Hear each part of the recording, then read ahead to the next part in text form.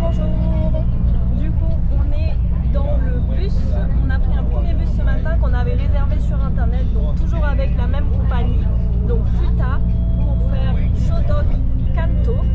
Et à partir de là, nous on voulait aller jusqu'à Sok Trang, mais on ne pouvait pas réserver le ticket sur internet. Donc écoutez, on a pris un bus local directement à la gare. On a payé 120 dong par personne. Donc nous y voilà, on sait pas trop combien de temps on va mettre, mais en tout cas les bus Futa sont hyper confortables. Là c'est vraiment à la route, il n'y a pas de suspension, il n'y a pas d'air, il y a de la bouffe partout, c'est sale. Il y a la musique bien à fond, c'est vraiment ambiance locale. Franchement, les bus Futa, donc on l'avait pris également pour faire le trajet Ojimi-Shodok, que là pour faire le trajet de ce matin, Shodok Kanto, ils sont super, c'est hyper confortable, ils partent à l'heure, ils arrivent à l'heure. On a payé le trajet 4,97 €, donc ça va. Franchement, je recommande à fond et surtout il y a la navette gratuite à chaque fois, donc on vient vous chercher à l'hôtel pour vous déposer à la gare station et pareil quand vous arrivez dans les gares, on vous redépose gratuitement avec la navette à votre hôtel. Donc franchement c'est hyper rentable.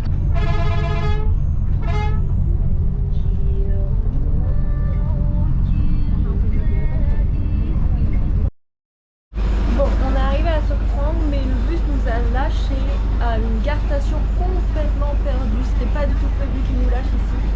Du coup, on sait pas où on atterrit, on n'arrive pas à avoir de Grab. Donc on a essayé de communiquer avec les gens qui étaient là et je sais pas trop. On a montré où était l'hôtel et là ils nous ont mis dans un bus encore plus pourri que celui d'avant. Et écoutez, on espère qu'ils vont nous ramener devant. On va bien voir où on atterrit.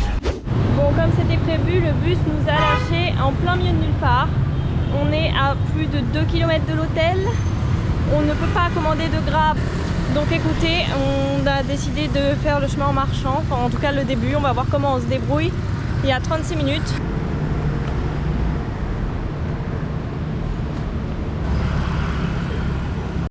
Donc on vient d'arriver après moult péripéties, je vous raconte juste après. Donc voici la chambre. Donc là on n'est pas hyper bien équipé, on n'a pas de frigo. Mais bon, c'est lumineux, on a de l'espace. Et là, la salle de bain. Donc c'est un peu foutu bizarrement. On a les toilettes là en plein milieu et juste derrière, paf, vous avez la douche. Et donc on va rester 4 nuits ici et on paye 11,28 €. Alors, pour vous expliquer les péripéties du jour. Donc déjà on a dû marcher les 36 minutes, hein. On l'a fait avec les sacs à dos. C'était bien dur. On est arrivé et la dame nous dit bah désolé, vous pouvez pas avoir votre chambre, il me reste que la petite chambre. En fait si vous voulez, ils proposaient deux types de chambres ici. C'est un tout petit hôtel, donc soit on avait la chambre avec le balcon, celle qu'on a actuellement, soit on avait la toute petite chambre sans fenêtre, genre vraiment minuscule au fin fond de l'hôtel quoi. Et il y avait que 1 € de différence. Du coup on s'était dit bah on va prendre la grande chambre avec le balcon et tout, genre on reste quand même 4 nuits, donc pour 1 € de plus, allons-y quoi. Et au final elle nous dit bah non, vous pouvez pas la louer, elle est pas disponible. Du coup on était là en mode mais comment ça elle est pas disponible genre. Et elle nous a dit en gros que le client d'hier avait demandé à rester une nuit de plus et qu'ils avaient accepté. Genre le truc impossible, enfin à quel moment t'acceptes que le client reste plus longtemps alors que t'as une réservation derrière, genre c'est pas logique. Du coup j'étais là, bah je m'en fous en fait, genre vous avez fait une erreur, la chambre moi je la veux. Donc tout ça avec Google Traduction, hein. J'écrivais et elle réécrivait, enfin bref c'était un sketch comme ça pendant 20 minutes. Et du coup elle restait sur sa position en mode bah je suis désolée, j'ai que la petite chambre, mais si vous voulez je vous fais une réduction et vous pourrez avoir la chambre que vous avez réservée demain. Et en fait moi j'ai pas lâché la grappe parce que bah en travaillant dans l'hôtellerie je sais comment ça se passe et je sais que là ils ont fait une erreur et que c'est pas normal. Donc il est hors de question qu'on n'ait pas ce qu'on est réservé, c'est tout. Bref, au bout de 20 minutes, le mec est finalement descendu et il a fait son départ. Genre il est parti à 16h30. Il avait juste demandé à partir plus tard et je pense qu'ils espéraient qu'on arrive nous plus tard. Comme ça ils auraient eu le temps de faire le ménage et ni vu ni connu, personne n'aurait rien su. Donc bref, ils ont fait le ménage en 2 spies. Et ils nous ont laissé la chambre. Vu qu'on a eu la chambre plus tard que ce qui était prévu, qu'on a attendu, etc., j'ai demandé à avoir un prix et ils ont accepté, genre on a eu 5 € de réduction. Donc voilà. Concernant Sok Trang, là, la ville où on se trouve actuellement, Genre c'est une ville de 200 000... Attendez, ma mèche me stresse. C'est une ville de 200 000 habitants et on n'arrive pas à avoir un taxi. En tout cas, Sok Trang, donc ville de 200 000 habitants, mais on est encore dans le delta du Mekong, mais complètement à l'opposé. Quand on était à Chodok, on était sur la côte ouest et là, on est plutôt sur le côté est. Donc on est plutôt ici encore pour voir un peu la nature, mais surtout pour voir les temples qui apparemment sont super jolis dans cette région.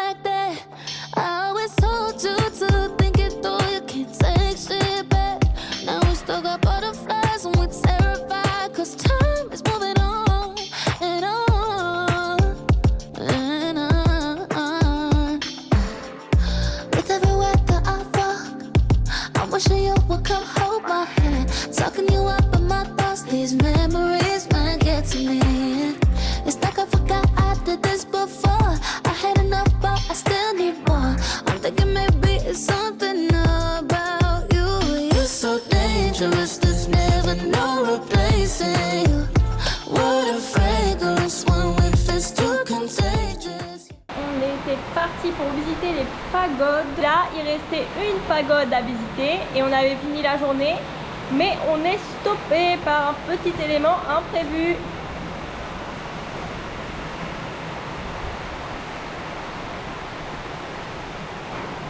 C'est le déluge. On a paper, your words cut like a paper cut, like a neighbor, don't know when I run into you. So contagious, you're so dangerous, so contagious, you're so dangerous, you're so dangerous, you're so dangerous.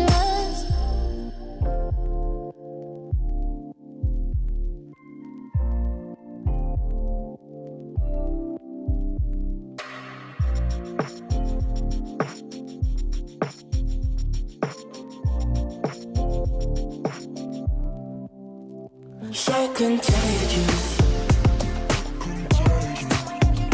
you're so dangerous, so contagious,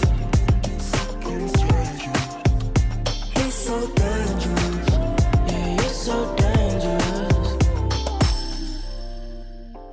Bon, on est de retour dans notre périple. Depuis qu'on est ici, on mange pas mal, enfin on a mangé tout le temps d'ailleurs, dans la chambre d'hôtel parce que c'est un peu compliqué en fait pour manger, c'est que des stands de rue, sauf qu'il n'y a pas trop de tables et de chaises, c'est vraiment genre ils vendent au bord de la route et vous pouvez pas manger. Donc on a pris à emporter, on a pris un pot géant, donc dim sum si vous préférez, Donc au Vietnam, ils sont pas tout à fait pareils qu'en Thaïlande et qu'en Malaisie. Généralement, ils mettent de la viande farcie avec un œuf à l'intérieur. Il n'y a pas d'œuf. En gros. Sur la photo, il y avait un œuf, c'est bon. C'est un œuf ça? Ah oui. Il est super bon. La viande, elle est un peu épicée, un peu poivrée même plutôt qu'épicée. Cette journée, c'était vraiment cool. Je m'attendais pas à voir des temples aussi beaux. Donc là, il faut savoir qu'on est toujours dans la religion bouddhisme, mais que les pagodes qu'on a vues, ce sont des pagodes khmer qui ont une influence du Cambodge. C'est pour ça qu'elles sont un peu différentes de ce qu'on a l'habitude de voir jusqu'alors. Ensuite, on a le traditionnel banh mi.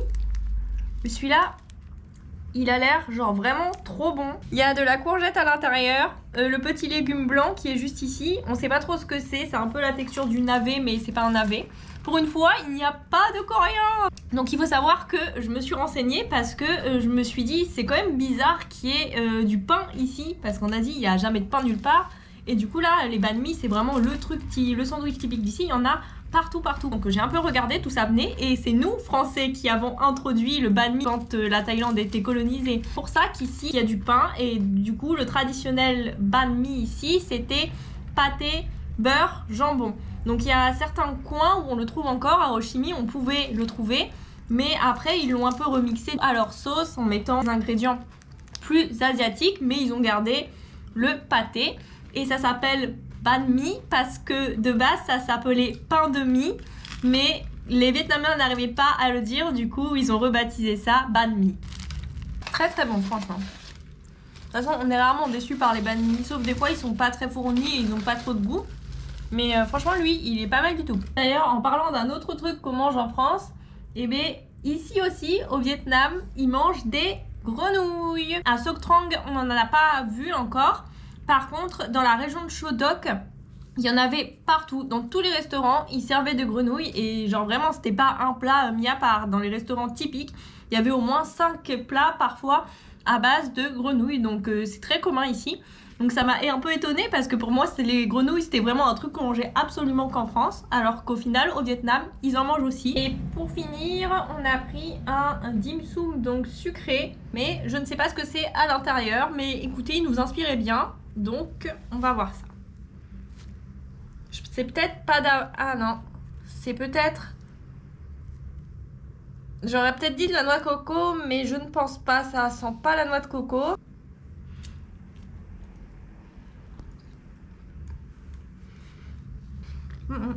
C'est pas de la noix de coco.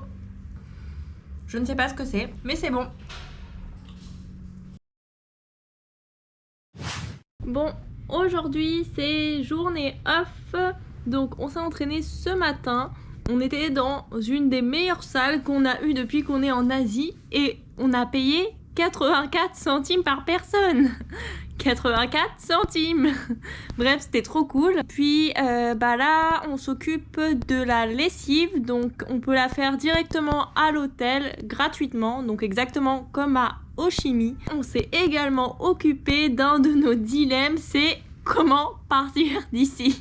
Pour notre prochaine destination, on doit repasser par Can Tho, qui est la grosse ville du delta du Mekong. Le truc, c'est que on peut pas réserver ces bus sur internet parce que c'est des petits bus locaux. Et du coup, nous, on veut connaître les horaires pour pouvoir aller donc de Soc Trang, là où on se trouve, jusqu'à Can Tho. On a galéré à savoir à quelle heure étaient les bus, d'où est-ce qu'ils partaient, est-ce qu'ils partaient de l'endroit où on nous a lâchés en plein milieu de nulle part quand on est arrivé ici ou pas. Mais on a, je pense, réussi à trouver. On n'est même pas sûr à espérer être à Can Tho avant 13h. Parce que si on n'est pas là-bas avant 13h, on n'aura pas le bus pour aller dans notre prochaine destination. Dès que vous prenez pas la grosse compagnie, donc celle que je vous parle depuis le début, Futa, les petits bus locaux, il n'y a pas les tickets sur internet et donc vous avez aucun moyen de savoir les horaires à moins de vous déplacer directement dans la station de bus. Et encore, là c'était pas possible de prendre Futa pour aller dans la prochaine destination.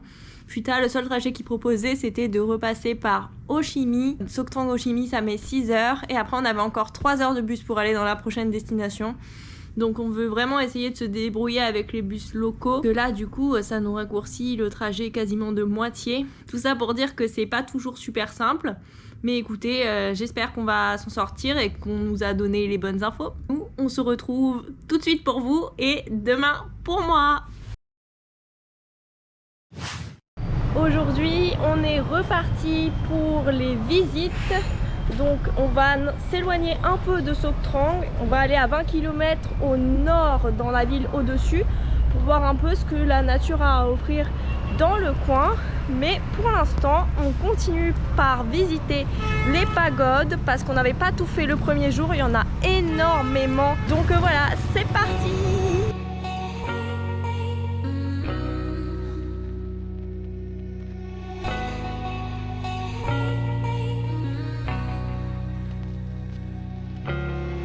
Feeling the sun, party done, shadows walking home.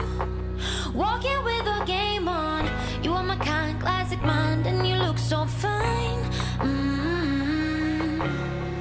Loving the cold, smoking rolls, see your fingers shake. And getting through your heartbreak. Some kind of free, same for me, don't know what I need. Don't doubt me, babe, you make me wanna change. Break my bed to make me wanna stay. I can't vibe me, babe, you make me love the pain. Break my bed to make me wanna stay. Donc là on est en route vers le petit village du Nord et l'avantage de partir à l'aventure comme ça avec le scooter, c'est que on peut trouver des pépites sur la route comme c'est le cas actuellement. Du coup on a fait un stop et on a trouvé un temple mais genre magnifique et il y a personne.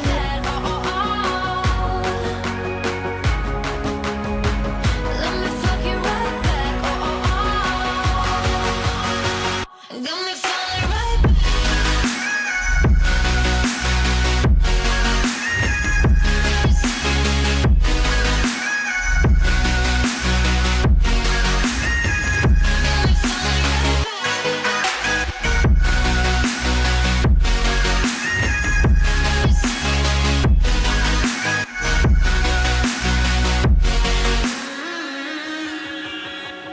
Get in the door, silent walk was the first to speak.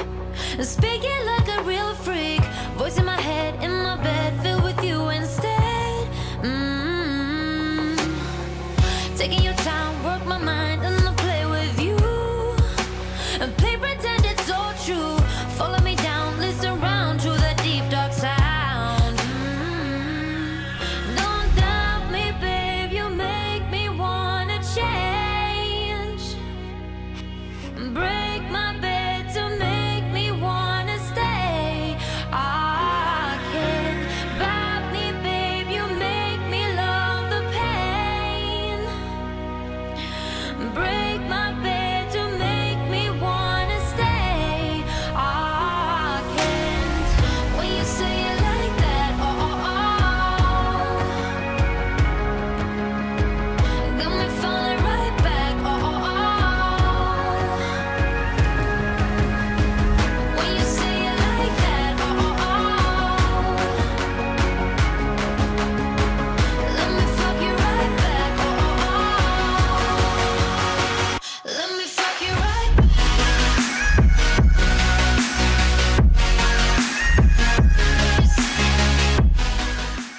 Je vous retrouve pour faire la conclusion sur Sok Trang. Vraiment très sympa. C'était vraiment un stop très cool. On a tous les deux bien aimé. Alors après, incontournable ou pas incontournable, c'est difficile de le dire.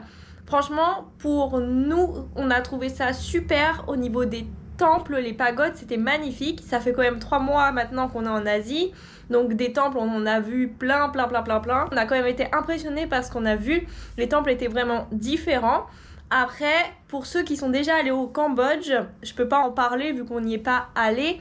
Mais peut-être que ça peut un peu se ressembler. Mais en tout cas, si vous n'êtes pas allé au Cambodge, les pagodes ici étaient vraiment top. Si vous n'êtes pas intéressé par visiter les temples, est-ce que ça vaut la peine de venir ici? Je dirais non. La nature était jolie, mais j'ai quand même préféré la nature du côté de Shodok. Et je trouve également que l'ambiance est différente, c'est pas du tout la même chose. Shodok, c'est une ville beaucoup plus petite. Ici, on est quand même dans une grande ville. On s'en va demain matin en espérant que tout se passe bien. On verra qu'on reste encore dans le delta du Mekong pour la prochaine destination. On voulait vraiment rester un peu plus dans cette région au sud de Ho Chi Minh qui est vraiment méconnue et qui pourtant je trouve a vraiment beaucoup de charme. Moi je vais vous laisser ici et je vous retrouve dans le prochain vlog.